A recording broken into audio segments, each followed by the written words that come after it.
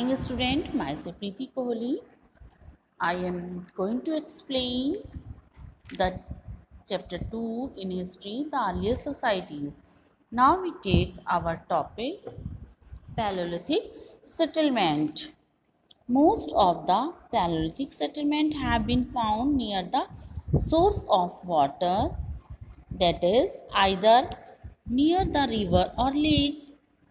Mostly जो भी settlement हमें मिले हैं वो वाटर के पास नज़दीक मिले हैं, जैसे रिवर और लेक, उनके नज़दीक ही हमें वो सोर्सेस फाउंड हुए हैं. दो some sites have been found also been found in the area where good quality stones were available. यद्यपि कुछ ऐसे साइट्स हैं जहाँ पर ये फाउंड हुए हैं गुड क्वालिटी के स्टोन्स भी अवेलेबल हैं. These sites where the early man made tools of stones were called the factory site. और जहाँ पर ये इन साइट्स पर हमें जहाँ पर ये सोर्सेस या टूल्स और टूल्स ऑफ स्टोन्स या हमें जो ये पत्थर के औजार मिले हैं वो एरिया फैक्ट्री साइट कहलाता है. The early man lived in group as it give them security and protection.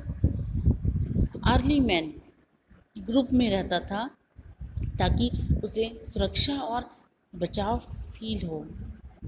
He could also Hunt better and gather more food in the group. ये अर्ली मैन ग्रुप में रहता था और Hunt ताकि शिकार अच्छे से शिकार कर सके और भोजन को कलेक्ट कर सके. There must have been a sense of equality within the group since there was no private property and the entire group was involve in hunting and food gathering. यहाँ पर हाँ इक्वलिटी या समानता की sense थी. Group में लोग work करते थे और हंटिंग और गैदरिंग पूरा ग्रुप मिलकर हंटिंग और गैदरिंग में इन्वॉल्व रहता था. It is also likely that both man and women work together. इस तरह से होता है जैसे मैन और वोमेन दोनों ही एक साथ मिलकर वर्क करते थे. Maybe the man hunted while women gather food and roots. यहाँ पर मैन और वुमेन दोनों मिलकर जब वर्क करते थे तो शायद वो लोग दोनों मैन हंट करते थे और वुमेन गैदरिंग करते थे फूड्स और रूट्स का. Both were active participants in the community life. दोनों ही कम्युनिटी लाइफ में एक्टिव पार्टिसिपेंट्स थे. द मेसोलिथिक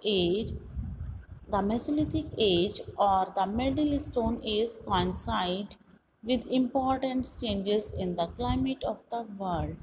जो मेसोलिथिक एज थी ये इम्पॉर्टेंट लाइफ है वर्ल्ड में, संसार में क्लाइमेटिक चेंज के रूप में बहुत ही इम्पॉर्टेंट मानी जाती है.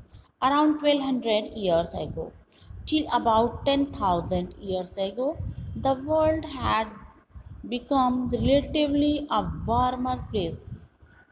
इसमें यहाँ पर एक वार्मर प्लेस 12,000 के लगभग 10,000 years ago यहाँ पर वर्ल्ड बहुत ही वार्म प्लेस रहा कि बहुत सारे चेंजमेंट हुए. ग्रासलैंड डेवलप्ड हुआ. मैनी एरियाज़ पर एनिमल्स भी उस ग्रासलैंड पर सर्वाइव करने लगे, जैसे डियर है, goat, sheep and cattle increase. Now we take our topic tools. In the Middle Age, Stone Age or Mesolithic Age, man learned to make smaller, sharper and more efficient tools called microliths. Middle Stone Age में यहाँ पर Mesolithic Age में man learn करता था make smaller, sharper और बहुत efficient tool बनाते थे. जिन्हें माइक्रोलिथ्स कहा जाता था. ये जो टूल थे वो probably stuck on the handle of bones or wood to make tools such as the saw and sickles. ये जो टूल्स थे ये स्मॉल छोटे होते थे, probably स्टक हैंडल, इनमें हैंडल लगे होते थे, वुड का हैंडल लगा होता था। और ये शो एंड सिकल्स, ये बहुत ही नुकीले और पत्थरों के हैंडल लगे हुए होते थे। Early man was creative enough to devise different techniques for making stone tools. Early man यहाँ पर बहुत टेक्निक्स को, डिफरेंट टेक्निक्स का स्टोन बनाने में यूज़ करते थे। In one technique a stone was used on another stone for making the tools। यहाँ पर जो टेक्निक्स थी, अनदर स्टोन मेकिंग, दूसरे तरीके से भी स्टोन को, टूल्स को बनाया जाता था। One stone was use as a hammer on the second stone to make tool. एक स्टोन जो था वो हैमर बनाता था, दूसरा टूल्स बनाता था। Another technique was when a stone was used is another stone on bone to remove flakes that were then sharpened into tools। जो एक टेक्निक्स के द्वारा स्टोन को यूज़ किया जाता था, स्टोन को यूज़ किया जाता था टूल्स बनाने में, और बोन्स को भी रिमूव किया जाता था फ्लेक के रूप में, और उनको बहुत ही, इन औजारों को बहुत शार्प बनाया जाता था।